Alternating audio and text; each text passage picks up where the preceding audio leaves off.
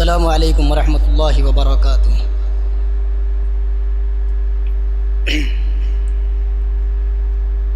الحمد للہ الذی ارسل رسولہ بالہدى ودین الحق لیظہرہ علی الدین کلہ وکفی باللہ شہیدا۔ اشہد ان لا الہ الا اللہ وحدہ لا شریک لہ واشہد ان محمدا عبدہ ورسولہ صلی اللہ علیہ وسلم وعلی آلہ وصحبہ وسلم تسلیما کثیرا۔ اما بعد، اعوذ باللہ من الشیطان الرجیم، بسم اللہ الرحمن الرحیم۔ واتل علیہم نبأ ابنی آدم بالحق اذ قربا قربانا فتقبل من احدہما ولم يتقبل من الآخر۔ رب اشرح لی صدری ویسر لی امری واحلل عقدۃ من لسانی یفقہوا قولی۔ رب زدنی علما، اللہم رب زدنی علما۔ تمام قسم کی تعریف و توصیف اللہ وحدہ لا شریک خالق کائنات کے لیے ہے، اور پھر اس کے بعد بے شمار لاکھوں کروڑوں درود و سلام نازل ہو تمام انبیاء کرام پر، بالخصوص ہمارے آخری نبی جناب محمد الرسول اللہ صلی اللہ علیہ وسلم پر۔ اللہم صلی علی محمد وعلی آل محمد کما صلیت علی ابراہیم وعلی آل ابراہیم انک حمید مجید۔ اللہم بارک علی محمد وعلی آل محمد کما بارکت علی ابراہیم وعلی آل ابراہیم انک حمید مجید۔ بزرگوں، دوستوں، نوجوان ساتھیوں، سب سے پہلے ہم اللہ رب العالمین کا شکر بجا لاتے ہیں جس نے ہم سب کو اس نیک کام کے لیے جمع کیا ہے، اور پھر اس کے بعد ہم اللہ رب العالمین سے دعا کرتے ہیں کہ یہاں جو بھی باتیں ہوں، جو بھی چیزیں بیان کی جائیں، اللہ ہمیں اسے سننے، سمجھنے اور پھر اس پر عمل کرنے کی توفیق عطا فرمائے۔ سامعین کرام، قرآن مجید میں اللہ رب العالمین نے رمضان المبارک کے بارے میں کتب علیکم الصیام کما کتب علی الذین من قبلکم لعلکم تتقون کہ تم پر روزے فرض کیے گئے ہیں جس طرح سے تم سے پہلے لوگوں پر فرض کیا گیا تھا۔ یہ کہہ کر کے اللہ نے لوگوں کو ایک نکتہ سمجھایا ہے، اللہ نے لوگوں کو ایک نکتہ سمجھایا ہے کہ گھبراؤ نہیں کہ تم پر روزے فرض کر دیے گئے ہیں، تم گھبراؤ نہیں، تم کوئی پہلی قوم نہیں ہو جس پر روزے فرض کیے گئے ہیں، بلکہ تم سے پہلے بھی بہت سی قومیں تھیں جن پر روزے فرض کیے گئے تھے۔ اسی طرح اللہ رب العالمین نے قربانی کے متعلق بھی ہمیں ایک نکتہ سمجھا دیا ہے کہ ہم کوئی پہلی قوم نہیں ہے جو اللہ رب العالمین نے ہمارے لیے قربانی کو مقرر کیا ہے، مشروع کیا ہے، یعنی ہم کوئی نئے لوگ نہیں ہیں، نئی قوم نہیں کہ جو ہم قربانی کر رہے ہیں۔ اللہ رب العالمین نے قرآن مجید میں آیت کے ذریعے سے اس نقطے کو بھی ہمیں سمجھا دیا ہے۔ اٹھائیے وہ آیت جس میں اللہ نے فرمایا وَلِكُلِّ أُمَّةٍ جَعَلْنَا مَنْسَكًا لِيَذْكُرُوا اسْمَ اللَّهِ عَلَى مَا رَزَقَهُم مِّن بَهِيمَةِ الْأَنْعَامِ۔ اللہ نے کیا کہا کہ ہم نے ہر امت کے لیے قربانی کو مقرر کر رکھا ہے، ہر امت کے لیے۔ اس نقطے پر غور کیجیے، اللہ نے کیا کہا وَلِكُلِّ أُمَّةٍ جَعَلْنَا مَنْسَكًا لِيَذْكُرُوا اسْمَ اللَّهِ کہ ہم نے ہر امت کے لیے قربانی کو مقرر کر رکھا ہے۔ اسی طرح اب اٹھائیے دوسری آیت سورہ مائدہ میں اللہ رب العالمین نے کیا کہا وَاتْلُ عَلَيْهِمْ نَبَأَ ابْنَيْ آدَمَ بِالْحَقِّ إِذْ قَرَّبَا قُرْبَانًا فَتُقُبِّلَ مِنْ أَحَدِهِمَا وَلَمْ يُتَقَبَّلْ مِنَ الْآخَرِ۔ اللہ نے یہاں اس بات کی طرف اشارہ کیا ہے کہ قربانی کی ابتدا ہوئی کہاں سے آخر؟ ایسا تو نہیں ہے کہ سب سے پہلے قربانی اللہ کے نبی صلی اللہ علیہ وسلم کے زمانے سے ہوئی ہو، ایسا تو نہیں سب سے پہلے قربانی سلیمان علیہ السلام کے زمانے سے ہوئی ہو۔ اللہ نے اس آیت کے اندر اس کو بھی واضح کر دیا ہے وَاتْلُ عَلَيْهِمْ نَبَأَ ابْنَيْ آدَمَ بِالْحَقِّ۔ اے اللہ کے نبی، اے محمد صلی اللہ علیہ وسلم، آپ لوگوں کو بتلا دیں، لوگوں کو آدم کے دونوں بیٹوں کے قصے سنا دیں کہ جب ان دونوں نے اللہ کے دربار میں قربانی پیش کی، ان میں سے ایک کی قربانی قبول بھی، دوسری کی رد ہو گئی۔ اس سے کیا معلوم ہوا؟ قربانی کوئی نئی چیز نہیں ہے، یا ہم پہلی قوم نہیں ہے جو ہمارے لیے قربانی بیان کی گئی ہے، بلکہ یہ آدم علیہ السلام کے زمانے سے ہی یہ قربانی چلی آ رہی ہے۔ ہاں ایک سوال یہ پیدا ہو سکتا ہے کہ ابھی وہ نئے نئے لوگ تھے، دنیا میں آئے نئے نئے لوگ تھے، تو ان کو قربانی پیش کرنے کی کیا ضرورت تھی؟ کچھ وجہ رہی ہوگی تب نہ پیش کیے ہوں گے۔ دیکھیے اس بارے میں کوئی صریح روایت تو نہیں ملتی ہے کہ آدم کے دونوں بیٹوں نے کیوں قربانی پیش کی، البتہ علماء تفسیر نے چند اقوال اس بارے میں پیش کیے ہیں، جن میں سے ایک مشہور قول میں آپ کے سامنے بیان کر دوں کہ آدم کے دونوں بیٹوں نے کیوں قربانی پیش کی۔ بتایا جاتا ہے کہ اس وقت آدم اور حوا کے ملاپ سے ایک ہی وقت میں ایک لڑکا اور ایک لڑکی دونوں پیدا ہوتے تھے، پھر دوسرے حمل سے پھر ایک لڑکا اور ایک لڑکی پیدا ہوتے تھے۔ اب ایک حمل سے جو ایک لڑکا اور ایک لڑکی پیدا ہوتے تھے، دوسرے حمل سے پیدا ہونے والے لڑکا اور لڑکی سے ان لوگوں کی شادی ہو جاتی تھی، نکاح ہو جاتا تھا۔ اب واقعہ یہ ہوا کہ حابل اور قابل ان کی پیدائش ہوئی۔ اب حابل کے ساتھ ایک لڑکی پیدا ہوئی، قابل کے ساتھ بھی ایک لڑکی پیدا ہوئی۔ اب حابل کے ساتھ جو لڑکی پیدا ہوئی اب وہ شکل و صورت کے اعتبار سے اچھی نہیں تھی، اور قابل کے ساتھ جو لڑکی پیدا ہوئی وہ شکل و صورت کے اعتبار سے بڑے خوبصورت تھی، اور ہم سب جانتے ہیں قابل کے اندر کتنا حسد تھا۔ اب اصول کے مطابق کیا ہونا چاہیے تھا کہ حابل کا نکاح قابل کے ساتھ پیدا ہونے والی جو خوبصورت بہن تھی اس کے ساتھ ہو، اور قابل کا نکاح جو حابل کے ساتھ پیدا ہونے والی جو تھوڑی بدصورت بہن تھی اس کے ساتھ ہو۔ ہونا تو یہ چاہیے تھا، اصول یہی بتا رہا ہے، لیکن قابل نکلا حسدی۔ اب اس نے کیا کیا کہ بھلا میں بدصورت لڑکی سے کیوں نکاح کروں؟ اس نے یہ ضد کر دیا کہ نہیں، میری شادی ہوگی، میرا نکاح ہوگا تو میری جو بہن ہے میرے ساتھ جو پیدا ہوئی خوبصورت ہے میں اسی سے کروں گا۔ جھگڑا شروع۔ اب آدم علیہ السلام نے سمجھانا شروع کر دیا، اور سمجھاتے ہوئے ان سے کہا کہ ایسا کرو، تم اللہ کی راہ میں قربانی دے دو، جس کی قربانی قبول ہو جائے گی میں اس کی شادی خوبصورت جو بہن اسے سے کر دوں گا۔ تو یہ مختصر واقعہ میں نے آپ کے سامنے بیان کیا کہ ان دونوں نے کیوں قربانی پیش کی، ورنہ بہت زیادہ بیان کرنا مناسب نہیں ہے۔ اس کے بعد یہ قصہ کہا جاتا ہے، قربانی کا قصہ حضرت ابراہیم علیہ السلام کے زمانے میں پا جائیے۔ اللہ رب العالمین نے حضرت ابراہیم علیہ السلام کو طرح طرح سے آزمایا، ان کا امتحان لیا، ان کا اختبار لیا۔ ان میں بڑی بڑی آزمائشیں ہمارے سامنے ہیں۔ مثلاً اللہ کے حکم سے حضرت ابراہیم علیہ السلام نے اپنی بیوی ہاجرہ اور اپنے ننھے منھے پیارے سے معصوم سے بچے حضرت اسماعیل علیہ السلام کو ایک بنجر زمین جو آج ہمارا قبلہ ہے اس جگہ پر چھوڑ کر چلے گئے۔ یہ ایک بڑی آزمائش تھی کہ اپنے اہل و عیال کو ایک بنجر زمین پر، جہاں کوئی رہنے والا نہیں، جہاں کوئی خیر کی خبر لینے والا نہیں، اس جگہ پر چھوڑ کر چلے گئے۔ اور آگے بڑھیے، حضرت ابراہیم علیہ السلام کے سامنے ایک اور آزمائش آ گئی۔ نمرود نے دہکتی ہوئی آگ میں حضرت ابراہیم علیہ السلام کو ڈال دیا، لیکن اللہ کے حکم سے وہ آگ گلزار بن گئی، ابراہیم علیہ السلام کو کچھ بھی نقصان نہیں پہنچا سکی۔ اور آگے بڑھیے، حضرت ابراہیم علیہ السلام کے سامنے اب بہت بڑی آزمائش آ گئی۔ وہ کیا آزمائش آ گئی؟ قرآن نے جس کا نقشہ کھینچا ہے، رب هب لي من الصالحين فبشرناه بغلام حليم فلما بلغ معه السعي قال يا بني إني أرى في المنام أني أذبحك فانظر ماذا ترى قال يا أبت افعل ما تؤمر ستجدني إن شاء الله من الصابرين۔ قرآن نے پورا نقشہ بیان کیا ہے۔ ابراہیم علیہ السلام اولاد کے لیے اللہ سے دعائیں کر رہے ہیں، اللہ کے سامنے گڑگڑا رہے ہیں، رب هب لي من الصالحين، اے پروردگار تو مجھے نیک اور صالح اولاد عطا فرما۔ مدتوں دعائیں کرتے رہے، اللہ کے سامنے روتے رہے۔ اللہ نے جب طویل عرصے کے بعد جب اولاد جیسی نعمت سے نوازا، جب بچہ چلنے پھرنے کی عمر کو پہنچ گیا، تو ابراہیم علیہ السلام اپنے اس بیٹے کو لے کر کے اور اپنی بیوی ہاجرہ کو لے کر کے مکہ کی طرف چل پڑتے ہیں۔ 8 ذو الحجہ کی بات ہے، ابراہیم علیہ السلام کو خواب آیا کہ انہوں نے وہ اپنے بیٹے کو ذبح کر رہے ہیں۔ صرف 8 ہی ذو الحجہ کو نہیں بلکہ 3 دن مسلسل انہوں نے یہی خواب دیکھا کہ وہ اپنے بیٹے کو ذبح کر رہے ہیں۔ آخرکار 10 ذی الحجہ کو وہ اپنے بیٹے سے کہہ رہے ہیں، یا بنی انی اری فی المنام انی اذبحک فانظر ماذا تری، اے میرے بیٹے میں نے خواب میں دیکھا ہے کہ میں تجھے ذبح کر رہا ہوں، بول تیری کیا رائے ہے۔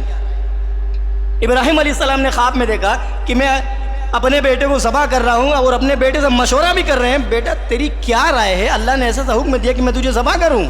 جب بیٹا بھی بڑا نیک اور صالح تھا، ابراہیم علیہ السلام نے جس طرح نیک اور صالح اولاد کی خواہش کی تھی، اللہ سے دعائیں کی تھی، وہ نیک اولاد بھی اللہ نے دیا. کیا کہا؟ بڑے ادب و احترام کے ساتھ اپنے والد محترم سے کرے یا ابت افعل ما تؤمر ستجدنی انشاءاللہ من الصابرین. اے ابا جان اب کر گزریے جس کا حکم ہو رہا ہے، انشاءاللہ آپ مجھے صبر کرنے والوں میں پائیں گے.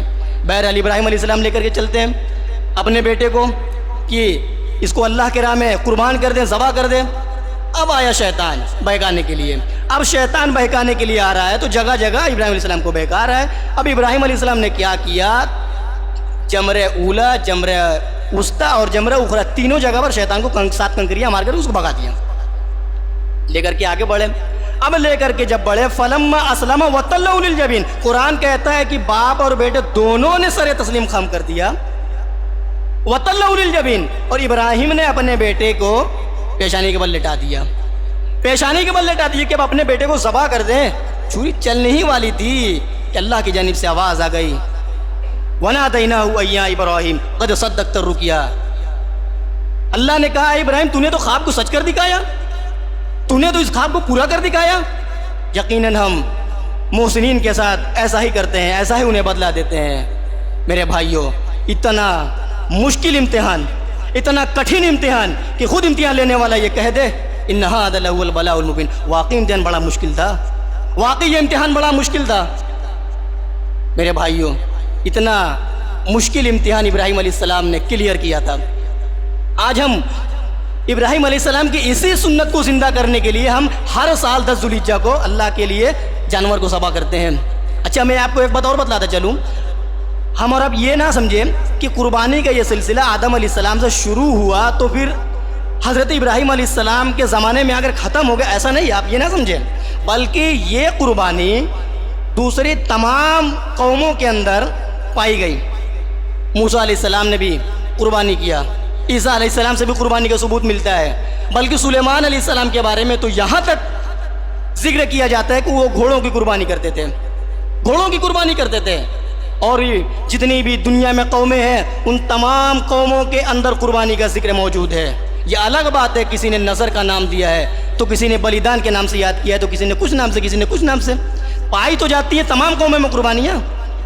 تو کہنے کا مطلب یہ ہے کہ قربانی حضرت آدم علیہ السلام سے چلی آ رہی ہیں، یہ کوئی نئی چیز نہیں ہے میرے بھائیوں. لیکن ہم جو قربانی آج کر رہے ہیں یہ ہم اپنے جد امجد حضرت ابراہیم خلیل اللہ علیہ السلام کی یادگار کو زندہ کرنے کے لیے ہم یہ آج قربانی کرتے ہیں. لیکن ایک سوال یہ پیدا ہوتا ہے میرے بھائیوں کہ کیا ہم صرف حضرت ابراہیم علیہ السلام کی اس سنت کو زندہ کرنے کے لیے ہی قربانی کرتے ہیں؟ اس کے پیچھے اور کوئی مقصد نہیں ہوتا ہے؟ یعنی ہم قربانی کرتے ہیں تو صرف ہمارا مقصد یہی ہوتا ہے، اس کے پیچھے یہی حکمت ہوتی ہے کہ بس ابراہیم علیہ السلام کی سنت زندہ ہو جائے؟ نہیں میرے بھائیوں، اس کے پیچھے صرف ایک ہی مقصد نہیں ہے. ہوتا تو یہی ہے نا، عید الاضحیٰ ہر سال آتی ہے، ہر سال چلی جاتی ہے. ہمارا بس ایک ہی قاعدہ قانون ہے، بس بازاروں میں گئے 10,000 20,000 روپیہ خرچ کیے، جانور کو لے کر کے چلے آئے، اس کی گردن پر چھری چلا دیے، گوشت تو خود کا ہے، کھلا دیے، لوگوں میں تقسیم کر دیے، بات ختم. ہمارا تو یہی ہے نا. اس سے زیادہ ہم بلکہ یہ بھی کرتے ہیں کہ جانور میں کتنا گوشت نکلے گا، کتنے کلو کا جانور ہے. اور ہم یہ بھی کرتے ہیں کہ قربانی کرنے سے پہلے ہم دعاؤں کا بڑا اہتمام کرتے ہیں. ایک جو خاص بڑی دعا ہے انی وجہت وجہی للذی فطر السماوات والارض حنیفا وما انا من المشرکین، ہم اس دعا کو بھی پڑھتے ہیں. اگر یاد نہیں ہو تو کتاب لے کر کے پڑھنے لگتے ہیں. اگر وہ بھی نہیں کر سکتے تو آپ ہی جی کو مولوی صاحب کو بلا لیتے ہیں کہ ذرا آ جائیے آپ دعا پڑھ لیں. حالانکہ اس دعا پڑھنا ضروری نہیں ہے، آپ صرف بسم اللہ اللہ اکبر کہتے کافی ہے، کیونکہ اس کا کہنا ضروری ہے. لیکن ہم اس دعا کا اہتمام ضرور کرتے ہیں، لیکن اس دعا کے اندر کیا مقصد کو بیان کیا گیا اس پر کبھی ہم غور نہیں کرتے ہیں، اس پر ہم کبھی غور نہیں کرتے ہیں. اسی لیے قرآن مجید نے ایک بات ہم لوگوں کے سامنے بیان کر دیا، لن ینال اللہ لحومها ولا دماؤها ولکن ینالہ التقوی منکم. ہم صرف قربانی کی گوشت کو کھا کر کے بیٹھ جاتے ہیں، بکرے کی یا دوسرے جانوروں کی گردن پر چھری چلا کر کے ہم بیٹھ جاتے ہیں. ہم نے کبھی اس کے مقصد پر غور نہیں کیا. قرآن نے مقصد کو واضح کر دیا، لن ینال اللہ لحومها، اللہ کے یہاں نہ تو تمہارے قربانی کے جانوروں کے گوشت ہی پہنچتا ہے اور نہ ہی اس کا خون پہنچتا ہے. ہاں اگر کوئی چیز اللہ کے یہاں پہنچتی ہے تو وہ تمہارے دلوں کا تقویٰ پہنچتا ہے. گوشت تو ہم کھا لیے، خون تو کہیں اور بہہ گیا، چمڑا کہیں اور چلا گیا، اللہ کے یہاں پہنچا کیا؟ بس ایک ہی چیز اللہ کے یہاں پہنچی، وہ ہمارے دلوں کا تقویٰ ہے. تو میرے بھائیوں قربانی کا جو سب سے پہلا اور سب سے اہم مقصد ہے وہ یہی ہے کہ ہمارے اندر اللہ کا تقویٰ پیدا ہو، اللہ کا ڈر اور خوف پیدا ہو۔ اسی بات کی طرف اشارہ کرتے ہوئے اللہ کے نبی صلی اللہ علیہ وسلم نے بھی کہا تھا ان اللہ لا ينظر الى صورکم واموالکم ولکن ينظر الى قلوبکم واعمالکم۔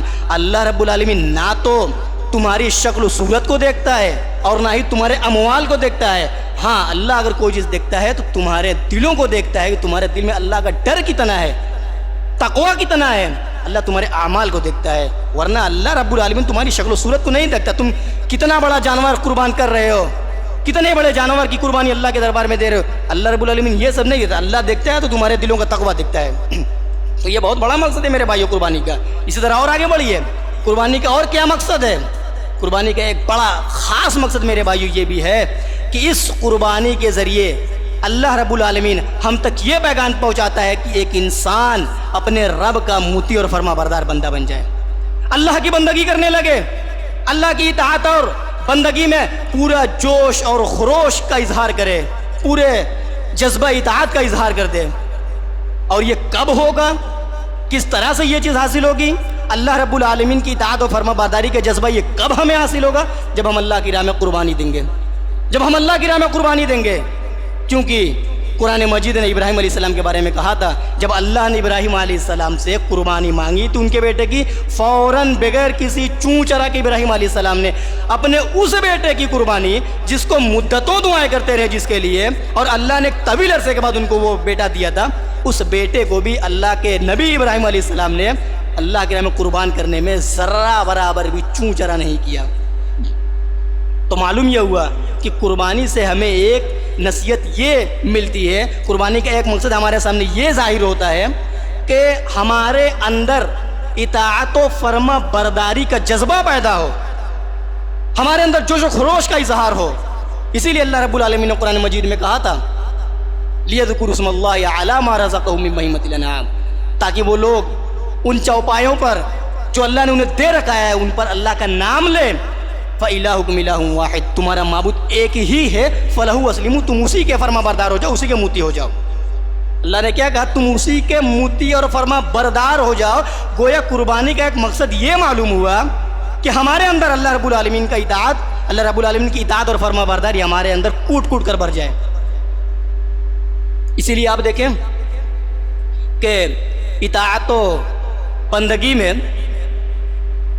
قربانی کے ذریعے سے جو جذبہ ہمارے اندر پیدا ہوتا ہے وہ آپ سال کے باقی تمام دنوں میں نیک اعمال کر لیں، صدقہ و خیرات کر لیں، ہزاروں لاکھوں کروڑوں روپیہ صدقہ و خیرات کر لیں، لیکن وہ جذبہ اطاعت ہمارے اندر پیدا نہیں ہو سکتا جو قربانی کے ذریعے سے ہمارے اندر پیدا ہوتا ہے، جو قربانی کے ذریعے سے پیدا ہوتا ہے۔ بعض حضرات کہتے ہیں قربانی میں اتنی لمبی رقم خرچ کرنے کی کیا ضرورت ہے، ہم اتنا روپیہ پیسہ خرچ کرتے ہیں قربانی کرنے میں، اس سے بہتر تو یہ ہوتا کہ ہم غریبوں پر صدقہ و خیرات کر دیتے، ہم غریبوں کو اتنا پیسہ دے دیتے۔ میرے بھائیو ایک بات جان لیں، ایک بات آپ جان لیں، آپ ایک جانور کی مالیت کے برابر کیا، آپ سینکڑوں جانور کی مالیت کے برابر بھی آپ اگر صدقہ و خیرات کر دیں تو آپ کو قربانی کا ثواب نہیں مل سکتا، کیونکہ شریعت میں جتنی بھی عبادتیں ہیں سب کا ایک الگ الگ مقام ہے، اس کی الگ الگ فضیلتیں ہیں۔ میں آپ کو اس کو اس طرح سے سمجھا دوں، ترمذی شریف کی ایک حدیث ہے، اس میں یہ بیان کیا گیا ہے کہ مدینہ منورہ میں ایک مسجد ہے جس سے ہم مسجد قباء کے نام سے جانتے ہیں۔ اللہ کے نبی کہتے ہیں کہ جس نے مسجد قباء میں 2 رکعت نفل پڑھ لی تو اس کو عمرہ کے برابر ثواب ملے گا۔ جب اللہ کے نبی نے کہہ دیا کہ مسجد قباء میں 2 رکعت نفل پڑھنا عمرہ کے برابر ثواب ملے گا، تو اب ہم تو کہہ سکتے ہیں نا کہ پھر عمرہ کرنے کی کیا ضرورت ہے، اتنا روپیہ پیسہ خرچ کرنے کی، اتنی مشقتیں برداشت کر کے عمرہ کرنے کی کیا ضرورت ہے؟ 10 منٹ کا وقت لگے گا، مسجد نبوی سے مسجد قباء چلے جائیں، 10 منٹ میں ہم 2 رکعت نماز پڑھ لیں، عمرہ کے برابر ثواب مل جائے، کیا ضرورت عمرہ کرنے کی؟ نہیں میرے بھائیوں، ایسا نہیں ہے، بلکہ اس عمرے کی ایک الگ فضیلت ہے، اس کا ایک الگ مقام ہے، اس کا ایک الگ مرتبہ ہے۔ یہ الگ بات ہے کہ اللہ رب العالمین نے اس مسجد کو جسے مسجد قباء کی تو اس کو ایک الگ فضیلت دی ہے کہ اس میں آپ نماز پڑھیں گے تو آپ کو عمرے کے برابر ثواب ملیں گا، ورنہ شریعت میں جتنی بھی عبادتیں ہیں آپ کسی عبادت کو کسی عبادت کا بدل نہیں قرار دے سکتے ہیں۔ تمام کی تمام عبادتیں اپنی اپنی جگہ موجود ہے، اس کی اپنی ایک الگ فضیلتیں ہیں میرے بھائیوں۔ تو کہنے کا مطلب یہ ہے میرے بھائی کہ قربانی کا ایک اہم مقصد جو ہمارے سامنے وہ یہی ہے کہ ہمارے اندر اطاعت و فرما برداری کا جذبہ پیدا ہو، ہمارے اندر یہ جوش و خروش ہو کہ اللہ نے کوئی حکم کیا فوراً ہم اس پر عمل کریں۔ اللہ نے یہ حکم دیا کہ نماز پڑھ لیں، فوراً ہم نماز پڑھ لیں۔ اللہ نے ہم سے قربانی مانگی، ہم فوراً قربانی اللہ کے دربار میں پیش کر دیں۔ یہ جذبہ ہمارے اندر پیدا ہو، یہ بہت اہم مقصد ہے میرے سامنے۔ اسی طرح اور آگے بڑھیں، قربانی کے اور کتنے مقاصد ہیں؟ قربانی کے مقاصد پر غور کرنے چلیں، آپ کے سامنے بے شمار مقصد نظر آئیں گے میرے بھائیو۔ قربانی کا ایک بڑا خاص مقصد، ایک بڑا اہم مقصد ہمارے سامنے یہ ہے کہ اس قربانی کے ذریعے سے ہم دنیا والوں کے سامنے توحید کا پیغام عام کرتے ہیں، توحید کا پیغام عام کرتے ہیں۔ دنیا میں جتنی بھی قومیں آئی، دنیا میں جتنی بھی امتیں آئیں، اللہ نے ان سب کے لیے ایک دن مقرر کیا تھا، ایک وقت تک مقرر کیا تھا جس میں وہ اللہ کے لیے جانور کو قربان کریں۔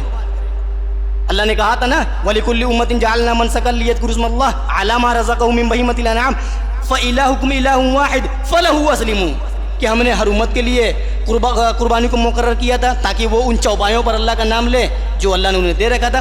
فَإِلَٰهُكُمْ إِلَٰهٌ وَاحِدٌ، آگے اللہ نے کیا کہا؟ فَإِلَٰهُكُمْ إِلَٰهٌ وَاحِدٌ، تمہارا معبود ایک ہی ہے۔ اب مشرکین کیا کرتے تھے؟ مشرکین کیا کرتے تھے کہ جانوروں پر اللہ کے سوا کسی اور کا نام لے لیے، بتوں کا نام لے لیے، غیر اللہ کا نام لے لیے۔ تو اللہ نے کیا کہا؟ اللہ نے قربانی کے ذریعے سے ہمیں یہ پیغام پہنچایا کہ قربانی اگر کرنی ہے تو صرف اور صرف اللہ کے نام پہ کرنی ہے۔ جانور پر اگر کسی کا نام لینا ہے تو وہ صرف اللہ کا نام لینا ہے۔ تو قربانی کا ایک بہت بڑا اور بہت اہم مقصد یہ ہے کہ اس قربانی کے ذریعے سے ہم دنیا والوں کے سامنے رب کی وحدانیت کا پیغام پہنچاتے ہیں، رب کی وحدانیت کا ہم پیغام لوگوں کے سامنے پہنچاتے ہیں۔ اسی طرح سے میرے بھائیوں، اس قربانی کا ایک بڑا دلچسپ مقصد ہمارے سامنے اور بھی ہے کہ اس قربانی کے ذریعے سے ہمارے اندر، ہم تمام مسلمانوں کے اندر خدمت خلق کا جذبہ پیدا ہوتا ہے، خدمت خلق کا جذبہ پیدا ہوتا ہے۔ انسان جس طرح سے کھانا کھاتا ہے، پیٹ بھر جاتا ہے انسان کا، لذتیں محسوس ہوتی ہے، اسی طرح سے ایک لذت اس طرح کی ہوتی ہے کہ ہم کسی غریب کی، کسی محتاج کی مدد کر دیتے ہیں، اس کی ضروریات کو پوری کر دیتے ہیں، تو اس کی مدد کرنے کے بعد ہمیں ایک طرح کی لذت محسوس ہوتی ہے۔ تو یہ قربانی ہمیں ایک خاص قسم کا پیغام دیتی ہے کہ اس قربانی کے ذریعے سے ہمارے دلوں میں خدمت خلق کا جذبہ پیدا ہو۔ آپ لوگوں نے دیکھا ہوگا ابھی دینک جاگرن ایک اخبار آتا ہے، اس اخبار میں ایک پیغام دیا گیا تھا، بہت سارے لوگوں نے پڑھا ہوگا، ایک بکرا ایک محلہ، اور نیچے واضح طور پر انہوں نے لکھا بھی تھا کہ ہو سکے تو اس بار پورے محلے میں مل کر ایک بکرا قربان کریں تاکہ گندگی بھی کم پھیلے اور خون بھی کم بہے۔ پیغام دیا جا رہا ہے کہ ایک بکرا قربان کیا جائے۔ تو میں ان لوگوں کو بتلا دوں، یہ قربانی کوئی عام قربانی نہیں، یہ قربانی کوئی معمولی قربانی نہیں، یہ قربانی بے مطلب قربانی نہیں، یہ قربانی بے مقصد قربانی نہیں، اس کے پیچھے بڑے بڑے مقاصد پنہا ہے، اس کے پیچھے بڑی بڑی حکمتیں پوشیدہ ہیں میرے بھائیوں۔ اس قربانی سے لاکھوں لوگوں کی روزی روٹی جڑی ہوئی ہے، اس قربانی سے غریب اور محتاجوں کی آرزو اور تمنائیں جڑی ہوئی ہوتی ہیں۔ آپ دیکھتے ہوں گے کتنے غریب اور محتاج ایسے ہیں جنہیں سال بھر میں کبھی گوشت کھانا نصیب نہیں ہوتا ہے، لیکن آج قربانی کے دن اللہ رب العالمین کی جانب سے انہیں بکرے کا گوشت کھانا نصیب ہو جاتا ہے۔ آپ سمجھتے ہیں کہ قربانی بے مقصد ہے، بے مطلب ہے، اس کا کوئی مقصد نہیں ہے؟ اللہ نے اس قربانی کے پیچھے کتنا بڑا مقصد ہمارے سامنے رکھا ہے۔ یہ مقصد ہے قربانی کا میرے بھائیوں۔ اس کے علاوہ اور بھی بہت سارے مقاصد ہے قربانی کے میرے بھائیوں۔ اگر ان تمام مقاصد کو بیان کر دیا جائے تو ہمارے سامنے ایک بہت بڑا پیغام آئے گا کہ اللہ رب العالمین نے قربانی کے ذریعے سے ہمیں کیا کیا پیغام دیا ہے۔ انہی میں سے ایک پیغام ہمارے سامنے یہ بھی ہے میرے بھائیوں کہ اس قربانی کے ذریعے سے ہمارے اندر اپنے آپ کو، اپنی جان اور مال کو اللہ کی راہ میں قربان کر دینے کا بھی پیغام ملتا ہے۔ جس طرح سے اللہ رب العالمین نے ابراہیم علیہ السلام کو پہلے تو اپنے بیٹے، چہتے بیٹے، لخت جگر کو اللہ کی راہ میں قربان کرنے کا حکم دیا تھا نا، اور ابراہیم علیہ السلام بھی فوراً تیار ہو گئے تھے۔ تو قربانی ہمیں ایک خاص مقصد یہ بھی دیتا ہے کہ اگر ضرورت پڑی، جس طرح سے ہم اللہ کی راہ میں جانور قربان کرتے ہیں، اگر ضرورت پڑی تو ہم اپنی جان کو، اپنی اولاد کو، حتیٰ کہ اپنی تمام محبوب چیزوں کو بھی اللہ کی راہ میں قربان کر دیں۔ یہ قربانی ایک بہت خاص مقصد بھی ہمارے سامنے رکھتی ہے میرے بھائیوں۔ اسی کے ساتھ میں اپنی بات کو ختم کرنا چاہوں گا۔ اللہ رب العالمین سے دعا ہے اللہ ہمیں ان تمام مقاصد کو سمجھنے اور ان تمام مقاصد پر کھرے اترنے والا بنا۔ اللہ رب العالمین سے دعا ہے اللہ ہم تمام لوگوں کی قربانیاں قبول فرما۔ اللہ رب العالمین ہم لوگوں کے درمیان سے ہم لوگوں کے درمیان جو پریشانیاں ہیں، اللہ رب العالمین اس پریشانی کو دور کر دے۔ ہمارے یہاں جو کسد بازاری، اللہ رب العالمین اس کسد بازاری کو ختم کر دے۔ ہمیں جب تک زندہ رکھ، اسلام پر زندہ رکھ، اور جب ہمارا خاتمہ ہو ایمان پر ہو۔ وآخر دعوانا الحمدللہ رب العالمین، والسلام علیکم ورحمۃ اللہ وبرکاتہ۔